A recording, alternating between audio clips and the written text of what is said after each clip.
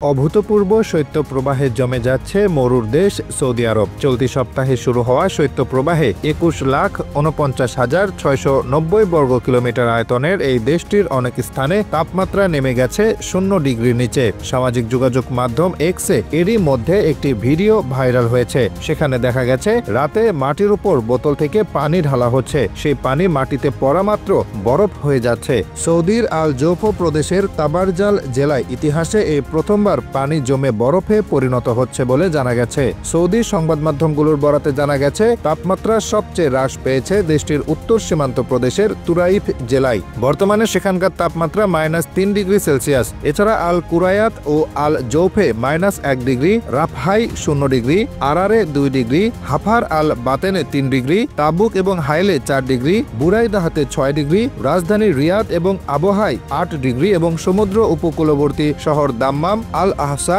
Jeddah ও তায়েফে 9 ডিগ্রিতে নেমে গেছে তাপমাত্রা। সৌদির আবহাওয়া দপ্তর ন্যাশনাল সেন্টার অফ মেটেরোলজির সর্বশেষ বুলেটিনে বলা হয়েছে, রাশিয়ার সাইবেরিয়া অঞ্চল থেকে বয়ে আসা শীতল বায়ুর প্রভাবে অভূতপূর্ব এই শৈত্যপ্রবাহ দেখা দিয়েছে। জলবায়ুর পরিবর্তনে বিশ্বব্যাপী আবহাওয়া ও জলবায়ুর ব্যাপক পরিবর্তন লক্ষ্য করা গেছে। আকস্মিকভাবে বাড়ছে প্রাকৃতিক দুর্যোগ, ফলে আগাম বার্তা না পাওয়ায় মৃতের সংখ্যাও বৃদ্ধি পাচ্ছে, পাশাপাশি বাড়ছে ক্ষয়ক্ষতি।